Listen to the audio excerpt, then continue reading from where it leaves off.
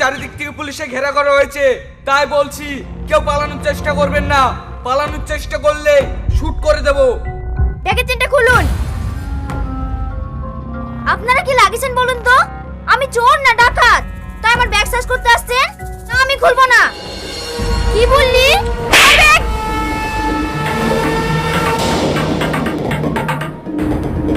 Sir, ব্যাগে কিচ্ছু নেই। ঠিক আছে, এই তুমি যাও। কি ব্যাপার, বাইরে চিৎকার করলো কে?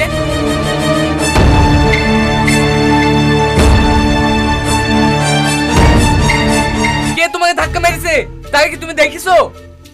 দেখবো কি করি স্যার, মুখ ঢাকা ছিল। একে হসপিটাল নিয়ে যাওয়ার ব্যবস্থা করো। এই তোমরা তাড়াতাড়ি আসো।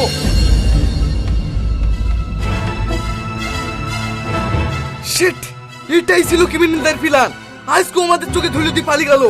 আমি চলে গেছি বলে তোমাদেরকে চলে যেতে হবে নাকি? এখন আমি এসপি সাহেবকে কি জবাব দেব? স্যার, আমাদের ভুল হয়ে গেছে। এরকম ভুল আর আমাদের জীবনেও হবে না। এখন থানায় চলেন।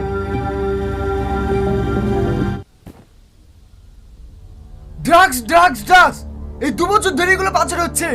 আপনারা কি রেড গ্যাংকে ধরতে পারছেন না? এই পুলিশ ডিপার্টমেন্ট কি করছে? নাকে তেল দিয়ে ঘুমাচ্ছে?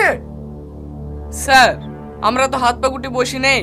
আমরা আপ্রাণ চেষ্টা করছি ওই রেড গ্যাংকে ধরার জন্য। Stop it! আপনার চেষ্টা করলে কি ক্রিমিনালকে ধরা যায় না? এটা কি আপনি আমাকে শিখাচ্ছেন? এবার আমরা আপ্রাণ চেষ্টা করব ওই মহিলাকে গ্রেফতার করার। কোনো চেষ্টা নয়, আপনাদেরকে আমি 1 সপ্তাহ টাইম দিচ্ছি। এই 1 সপ্তাহের মধ্যে যদি আপনি অ্যারেস্ট না করতে পারেন, তাহলে আপনাদেরকে এমন জায়গায় ট্রান্সফার করব, বউ বাচ্চার মুখ দেখতে পাবেন না। Okay sir.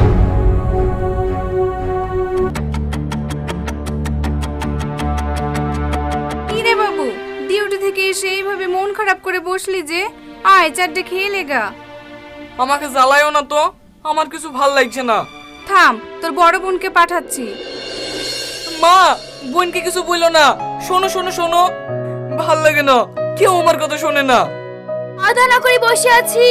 কি ব্যাপার? আর বলিস নে বই, আমার খাবার ঢুকবে না যতক্ষণ না স্মাগলারদেরকে না ধরতে পারছি। আমার মনে শান্তি নাই।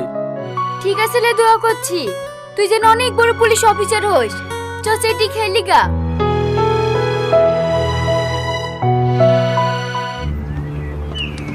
Hello sir. আজকে আপনাদের ওই জগাইপুরের রোডে হিরোইন পাচার হবে, সেই খবর কি আপনারা রেখেছেন? হ্যাঁ স্যার, খোঁজ পেয়েছি বলেই তো আজ মেন জায়গায় পুলিশ লাগিয়ে তল্লাশি চালাচ্ছি। ঠিক আছে, ওরা যেন কোনো মতে টের না পায়। দরকার হলে আরো ফোর্স লাগান, কিন্তু আসামিটাকে এবার ধরতে হবে। যদি ধরতে না পারেন না, তাহলে আপনাকে সাসপেন্ড করে দেব। ঠিক আছে স্যার। তোর যদি অসুবিধা না হয় আমাকে একটু রেখে আয় না। অসুবিধা বলতে গেলে একটু এমার্জেন্সি ছিল রে। ঠিক আছে শোন, আমি দিয়ে আসছি। জোসনা, এখানে ভালোভাবে তল্লাশি নেবে, আমি আসছি। কি ব্যাপার ম্যাডাম, ভালোভাবে তল্লাশি করছো তো? হ্যাঁ স্যার, সবাইকে তল্লাশি নিচ্ছি। স্যার, এই মেয়েটাকে? একে তো ঠিক চিনতে পারলাম না। এটা আমার বড় বোন। তোমাদের কর্তব্য তোমরা পালন করো। তোমরা চাইলে আমার বোনেরও তল্লাশি নিতে পারো। না না স্যার, এ আপনি কি বলছেন? আপনার বোনের তল্লাশি আমি নেব? আপনি যান। না না, আপনি চেক করতে পারেন, করেন না চেক? না না বোন, আপনি আর আমাকে লজ্জা দিয়েন না, আপনারা যান। কি হচ্ছে এটা? কাল তোমাদের চোখের সামনে দিয়ে মাল পাচার হয়েছে, তোমরা কি করছিলে? নাকে তেল দিয়ে ঘুমাচ্ছিলে? আজকেও হিরোইন পাচার হবে। আজকে যদি স্মাগলারকে না ধরতে পারো, তাহলে কিন্তু তোমাদের সবাইকে সাসপেন্ড করে দেব। ঠিক আছে স্যার, আমি চেষ্টা করছি। সবাই কান খুলে শোনো, চাকরি যদি বাঁচাতে চাও যেভাবেই হোক স্মাগলারকে ধরতেই হবে। স্যার, যাকে থেকে থানা ধরলে গেলে হয় না? কি বলছেন আপনি? যে আসামি তাকেই ধরতে হবে। ম্যাডাম ফোন করছে। হ্যাঁ বলেন ম্যাডাম। স্যার, আমাদের ব্যারিকেড ভেঙে একটা ছেলে পালাচ্ছে, আমরা পিছু নিচ্ছি, আপনারা রেডি হয়ে থাকেন। ঠিক আছে, আমরা রেডি হয়ে যাচ্ছি। কোন দিকে যাবে আমাদেরকে জানাবে, নইলে আমি গুলি করে দেব। আর কত পালাবি বল? তোকে আমরা অনেক দিন ধরে খুঁজছি, আজ তোকে ইনকাউন্টার করে দেব। স্যার, এনকাউন্টার করার আগে ওর বসের নামটা তো একবার জিজ্ঞেস করুন। এই বল, তোর বসের নাম কি? মরে যাবো তাও জীবনে বলবো না। তুই বলবি নি, তোর 14 গোষ্ঠী বলবে। তুই আসুন।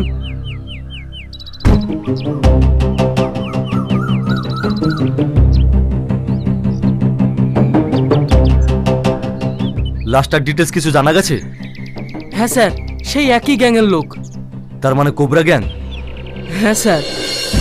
রাখুন আপনার স্যার, আপনাকে এই জায়গায় পোস্টিং দেওয়াটা আমার ভুল হয়েছে। স্যার ম্যাডামকে দিয়ে 4টে। 4টি খুনি একই জায়গায় খুন করে 4-4টে ডেড বডি ফেলে রাখছে, আর আপনারা বসে বসে কি করছেন? নাকে তেল দিয়ে ঘুমাচ্ছেন? স্যার আমরা তো আমাদের মতো আপ্রাণ চেষ্টা করছি। রাখুন তো আপনার চেষ্টা। আপনাকে আমি 3 দিন সময় দিলাম, তার মধ্যে যদি আসামিকে না ধরতে পারেন আপনার যে কি হাল করব আপনি সেটা ভালোভাবে জানেন। দেখুন পত্রিকায় কি লিখেছে, গ্রামে একের পর এক খুন হয়ে যাচ্ছে আর আমাদের প্রশাসনের লোক খুনিকে ধরতে পারছে না। এটা কি আমাদের ব্যর্থতা নয়? স্যার আমরা ওই জায়গাতেই পাহারা দিচ্ছিলাম, কিন্তু লাশটা ওখানে না ফেলে পাশে ফেলে দিয়ে পালিয়ে গেছে।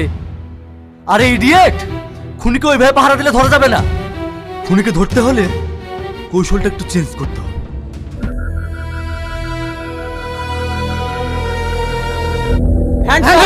একদম পালানোর চেষ্টা করবে না। একদম চালাকি করার চেষ্টা করবি না, পুলিশ তার দিক থেকে তোকে ঘিরে ফেলেছে। Officer arrest him.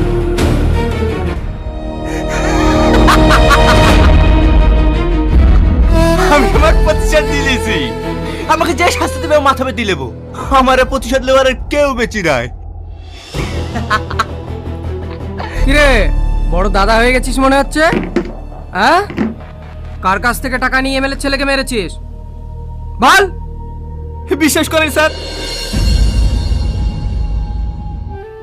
বাবু তুই কোনো চিন্তা করিস না, তোকে আমি এখান থেকে নিয়ে যাবই। টনি, সালমা তুমি এসো। তুমি বিশ্বাস করো আমি খুন করিনি।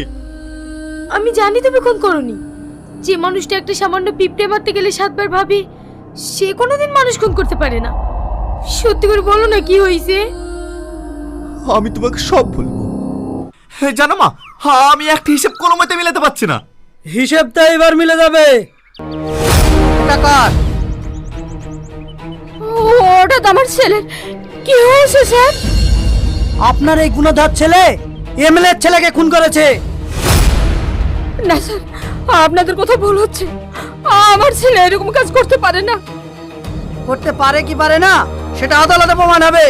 এই ওকে নিয়ে চল। না স্যার, মা, আমি খুন করিনি। না স্যার, আমার কথা একবার শুনুন।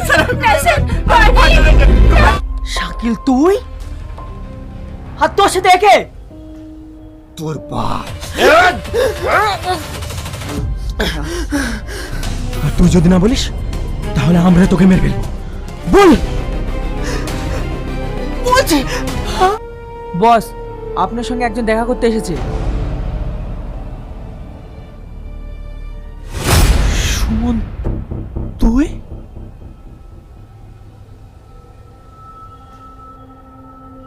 হ্যাঁ আমি। কিন্তু তুই এখানে কি করে? তার মানে তুই আমাকে ফাঁসিয়েছিস কেন? হ্যাঁ আমি তোকে ফাঁসিয়েছি, কারণ আমি চেয়েছিলাম তুই সারা জীবন জেলে পচে মর। আমি তোর কি ক্ষতি করেছি? বল বল কি ক্ষতি করেছি বল।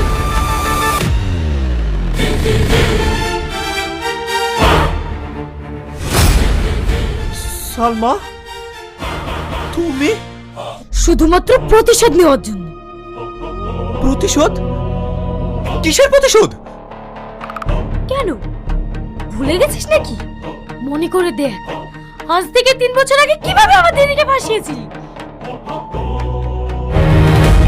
সালমা তোমার আমার একটা কথা শোনো না। আসলে সেদিন আমি তোর কোনো কথা শুনতে চাই না। আমি তোকে ঠিক ততটাই কষ্ট দিতে চেয়েছি যতটা কষ্ট আমার দিদি জেলে বসে পাচ্ছে, কিন্তু সে আশা আমার পূরণ হলো না। তাই তোকে আমি বাঁচতেও দেবো না। হ্যাঁ চাপ, তোমরা আইন নিজের হাতে তুলে নিতে পারো না। কনস্টেবল এদের সবাইকে অ্যারেস্ট করো। স্যার আপনি একজন আইনের রক্ষক হয়ে এইরকম বেআইনি কাজ কিভাবে করতে পারেন? অফিসার যখন কারো জীবন থেকে তার ভালোবাসার মানুষটাকে কেড়ে নেওয়া হয় না, তখন তার কাছে ন্যায় অন্যায় বোধটা থাকে না। যেমনটা থাকে না, তার জন্য তাকে সারা জীবন জেলের খাটে রাখতে হয়। এই, এদের নিয়ে চল।